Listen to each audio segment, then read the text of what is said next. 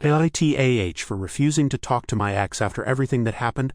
I, 34M, am struggling with whether I'm in the wrong for refusing to talk to my ex Sarah, 29F, not her real name.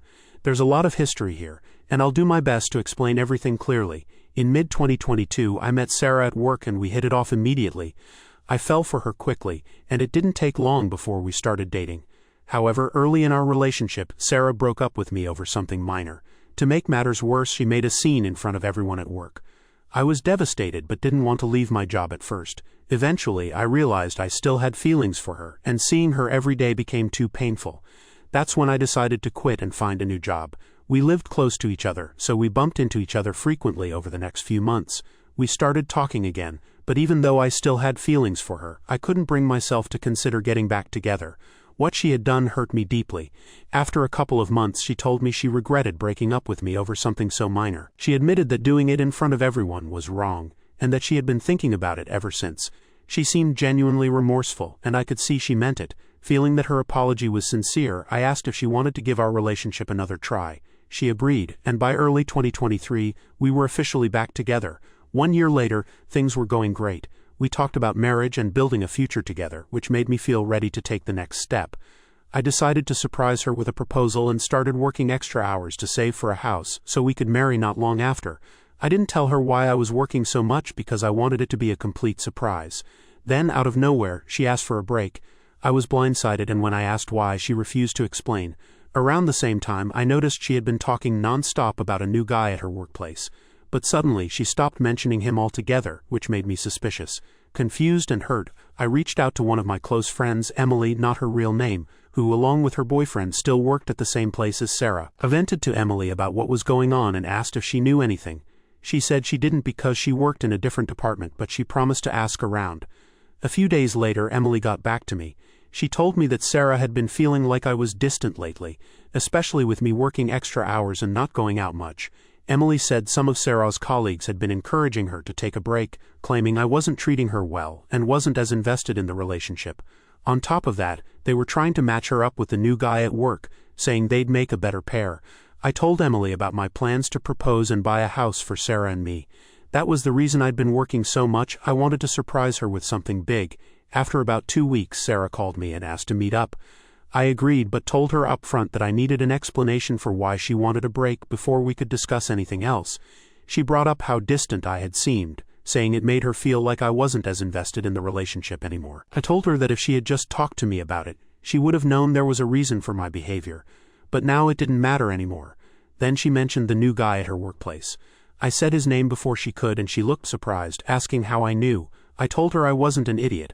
I'd noticed how she suddenly stopped talking about him after bringing him up all the time. She swore that she had never cheated on me. I replied that looking for someone better at the first sign of trouble could be considered cheating by some. At that point, I told her I didn't want to hear whatever else she had to say. Whether or not she wanted to get back together didn't matter. I was breaking up with her regardless. The breakup deeply hurt me. I couldn't bear staying in the same place, so I asked my company for a transfer and used the money I'd saved for the proposal to start over in a new city. While talking to Emily, the friend I had vented to before, she apologized to me. She admitted that she had slipped up and told Sarah about my plans to propose and buy a house. Emily said Sarah broke down crying after hearing that. I appreciated Emily's honesty, but it didn't change what had happened. By mid-December last year, I returned to my hometown to spend Christmas and New Year's with my family. Some friends wanted to organize a party to get everyone together. Since many of us, myself included, had moved away and were only visiting for the holidays, Sarah was invited too. We barely interacted that night, just a quick hi in passing. At one point I glanced at her and saw her smiling while chatting with a group of women. That smile brought back so many memories. I realized that seeing her smile still made me feel the same way I did the first time I saw it. I thought to myself, how screwed up am I that I still feel this way, despite those lingering feelings. I was still sad and deeply hurt by how things had ended. Looking back, I also started to blame myself. I should have paid more attention to how she was feeling. I could have told her about the extra work and why I was doing it. Maybe things would have turned out differently. Later that evening, one of my friends mentioned that Sarah's relationship with the guy from her work had only lasted a couple of months. After the holidays, I planned to return to the city where I now lived. My vacation ended on January 6th, so I decided to leave on Friday. That way I'd have Saturday to sort everything out at home and prepare for the week ahead, with Sunday to relax before going back to work. Before I left, one of my friends from back home called me. He said he had a favor to ask on behalf of someone else and warned me that I wouldn't like it. I could already feel my stomach sinking. Then he told me it was Sarah. She was moving to the same city where I lived to work at her relative's company and she needed a ride. He asked if I could take her. I didn't even think about it before I said no. The idea of being stuck in a car with her for hours was too much to bear. It would have been painfully awkward, just like the party, and I wasn't ready to put myself through that. He told me that Sarah and I needed to talk, but I wasn't having any of it. I went back home, and last week I went for a run and stopped to rest a little in a park when I heard a familiar voice say, "Hi." It was Sarah. She tried to start a conversation by asking how I was and mentioning that we didn't get a chance to talk at the party, but I cut her off saying I didn't want to talk to her. She told me not to be like that we needed to have a conversation, but I said no. She asked how I could still resent her after almost a year and after everything we'd been through, but I told her it wasn't resentment. I was very honest. I told her that thinking about her, talking about her, or even seeing her still hurts a lot, and that's why I couldn't talk to her. She said that was exactly why we needed to talk. I didn't see the point. I just walked away. Since then, Sarah's tried to approach me twice more, and I've shut her down both times. Some of my friends think I'm being too harsh and that I should talk to her for closure. Others say it's not okay to torture her over what happened forever, but that's not what this is about. I don't have any resentment or negative feelings toward her anymore. I even recognize now that I share some of the blame, but it still hurts. I can't talk to her because it's like reopening an old wound that never fully healed. Commenter 1. I don't think you're an but I do think you resent her more than you are willing to admit and haven't actually worked through it internally yet. Op said, you might be right. Sometimes I think I'm totally over it, but then I realize it still haunts me. Commenter 2. Some people might say you need closure, but it seems like you've already processed a lot of the situation, and talking to her could just bring up more pain. You don't owe her anything, especially when it's affecting your well-being. You've already made it clear how you feel, and you're setting boundaries, which is important for healing. Op said, that's what I think, but I don't know, sometimes I'm not sure. Commenter 3. Moving to your city, wanting a ride there where you're trapped in the car with her for hours, ignoring your rejections and being persistent, those are not the actions of someone who wants closure to move on. That's as someone trying to wiggle their way back into your good graces. Op said, good point. Commenter 4. Once was a mistake, twice was a lesson, and a third time is you being stupid. That's like watching the same movie but expecting a different ending. Don't do it to yourself, Op said. There won't be a third time. I was already sure about not going back to her, and you guys' comments are helping me make up my mind about not talking to her. Update? Hey everyone, I wanted to give an update and thank you all for your input. I took the time to read through every comment, and while I didn't respond to all of them, it was only because I didn't have anything to add.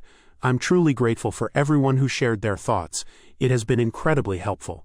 After reading everything and thinking it through, I've decided to stick to my decision not to talk to Sarah. Something I forgot to mention in my original post, though I did tell a few commenters, is that I blocked her everywhere after we broke up the second time. Over the last few days, it seems like her persistence has started to backfire.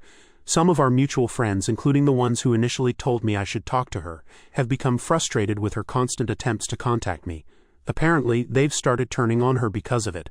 3 days ago, Emily, the friend I vented to back then, made a post on social media about stalkers. She didn't name Sarah, but a lot of people picked up on what she meant. I've also seen several comments on my original post suggesting that Sarah might have been stalking me. Her job in the same city and her coincidental appearance at the park all line up with that theory. For what it's worth, I know her uncle owns a company here, so maybe that is really why she moved. But honestly, it's not my problem, and I'm not going to look into it. Things have been quieter. Friends have dropped the subject, and Sarah hasn't tried to reach out again. That is, until yesterday. I watched the UFC event with some coworkers. When it ended, I was heading to my car when my phone rang. It was one of our mutual friends calling. She said she had been talking to Sarah and asked if she could pass along a message. I sighed but told her to make it quick.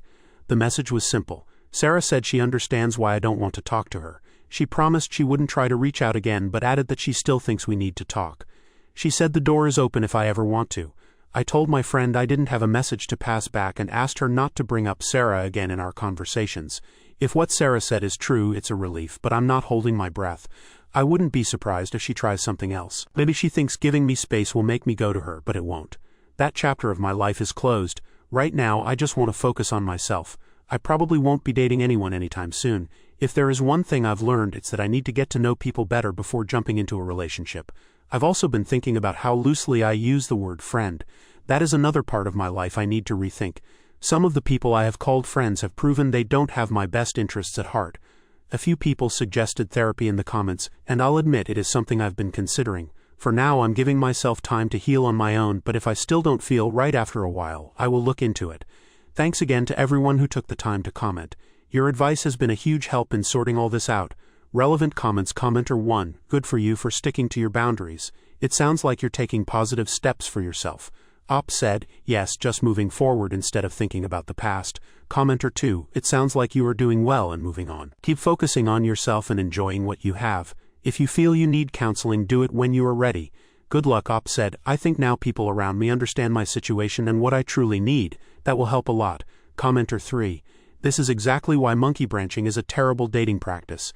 It's cheating with extra steps. That's why she keeps pushing. She knows what she did just like she knows what she lost. Yet ironically she's too naive to understand that even if y'all got back together, you don't look at her the same.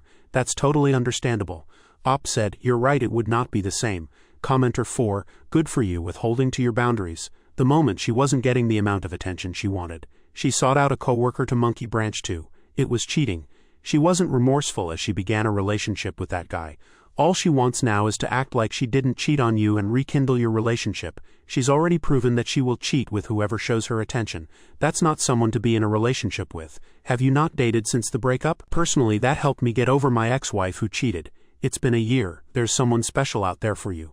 Not every woman is like your ex. Good luck. Op said, I've dated other women since the breakup, just nothing serious.